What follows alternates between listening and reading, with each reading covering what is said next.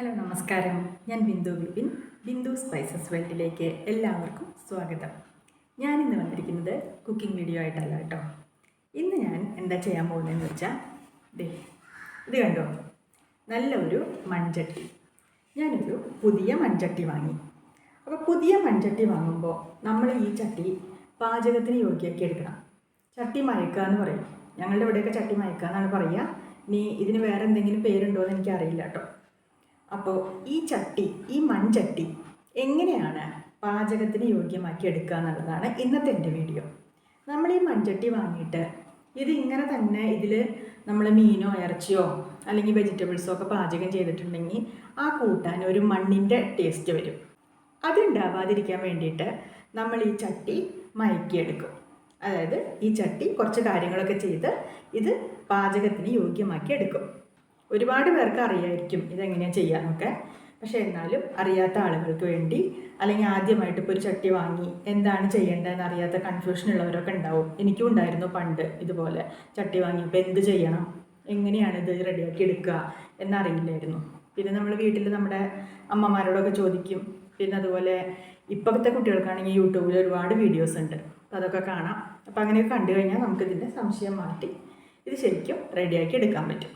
അപ്പോൾ അതിന് ഉപകാരപ്പെടുന്ന ഒരു വീഡിയോ ആയിട്ടാണ് ഞാൻ ഇന്ന് വന്നിരിക്കുന്നത്. അപ്പോൾ എങ്ങനെയാണ് ഈ മൺചട്ടി മയക്കിയെടുക്കാമെന്ന് എൻ്റേതായ രീതിയിൽ ഞാൻ നിങ്ങൾക്കൊന്ന് കാണിച്ചു തരാം. ഈ വീഡിയോ കണ്ടിട്ട് നിങ്ങൾക്ക് ഇഷ്ടമാവുകയാണെങ്കിൽ ലൈക്ക് ചെയ്യാനും നിങ്ങൾക്ക് വേണ്ടപ്പെട്ടവർക്ക് ഷെയർ ചെയ്ത് കൊടുക്കാനും ഒന്നും മറക്കരുത് കേട്ടോ. പിന്നെ എൻ്റെ ചാനൽ സബ്സ്ക്രൈബ് ചെയ്യാത്ത കൂട്ടുകാരുണ്ടെങ്കിൽ ഒന്ന് സബ്സ്ക്രൈബ് ചെയ്ത് കൂട്ടാവണേ. ബെൽ ബട്ടൺ പ്രസ് ചെയ്ത് ഓൾ എന്ന ഓപ്ഷൻ കൊടുക്കാനും മറന്നു പോകരുത് കേട്ടോ. അപ്പോൾ നമുക്ക് ഈ ചട്ടി ഒന്ന് മയക്കിയെടുക്കാം. ആദ്യം തന്നെ നമ്മുടെ കയ്യിലുള്ള മൺചട്ടി നന്നായിട്ടൊന്ന് കഴുകിയെടുക്കുക കേട്ടോ. കഴുകിയെടുത്ത മൺചട്ടി ഇവിടെ വെച്ചിട്ടുണ്ട്. ഇനി ഈ ചട്ടി അടുപ്പത്തേക്ക് വയ്ക്കാം. ഞാൻ ഈ ചട്ടി വിറകടുപ്പിൽ വെച്ചിട്ടാണ് മയക്കിയെടുക്കുന്നത് കേട്ടോ. വിറകടുപ്പിൽ വെച്ചിട്ട് തന്നെ ചെയ്യണമെന്നൊരു നിർബന്ധമില്ല. ഗ്യാസ് സ്റ്റൗവിൽ വെച്ചിട്ടും ചെയ്യാം. വിറകടുപ്പിലായാലും ഗ്യാസ് സ്റ്റൗവിലായാലും തീ അധികം കത്താതിരിക്കാൻ ശ്രദ്ധിക്കുക കേട്ടോ. ചട്ടി അടുപ്പത്തേക്ക് വയ്ക്കാം.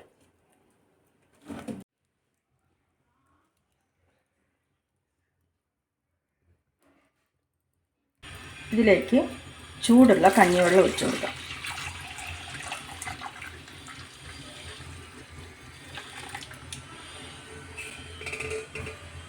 ഇനി ഈ കഞ്ഞിവെള്ളം നന്നായിട്ടൊന്ന് തിളക്കട്ടെ. ഇതിങ്ങനെ കുറേശ്ശെ പതഞ്ഞ് വന്നു തുടങ്ങിയിട്ടുണ്ട് കേട്ടോ. അപ്പോൾ ഒന്നിങ്ങനെ ഇളക്കിയിട്ട് കൊടുക്കാം. എപ്പോഴും തീ കുറച്ച് വെച്ചിട്ട് വേണം ചട്ടി മയക്കിയെടുക്കാൻ. കാരണം ആദ്യമായിട്ട് അടുപ്പത്ത് വെക്കുമ്പോൾ തീ ഒരുപാടായി കഴിഞ്ഞാൽ ചട്ടി ചിലപ്പോൾ പൊട്ടിപ്പോകാനുള്ള സാധ്യതയുണ്ട്. അപ്പോൾ അതുകൊണ്ട് കുറഞ്ഞ തീയിൽ വെച്ചിട്ട് വേണം ചട്ടി മയക്കിയെടുക്കാൻ. കഞ്ഞിവെള്ളം നന്നായിട്ട് തിളച്ച് തുടങ്ങി.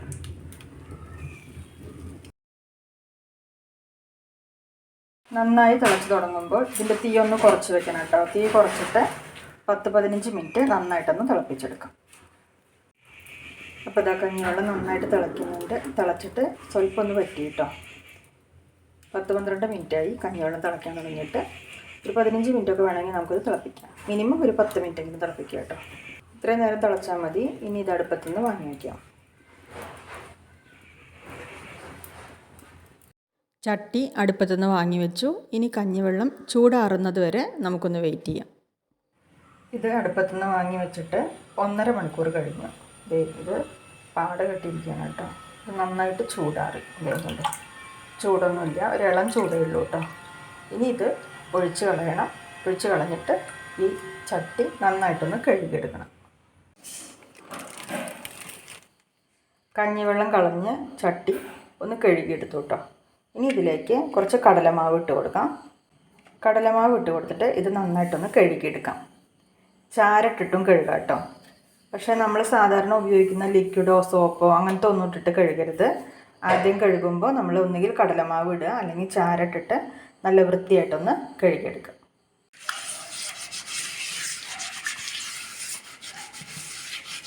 ഇങ്ങനെ കടലമാവ് ഇട്ടിട്ട് ചെറിയൊരു സ്ക്രബ് ഉപയോഗിച്ചിട്ട് ഇങ്ങനെ ഉടച്ച് നന്നായി കഴുകിയെടുക്കാം കേട്ടോ. അപ്പോൾ ഇതാ നല്ല വൃത്തിയായിട്ട് കഴുകിയെടുത്തു കേട്ടോ.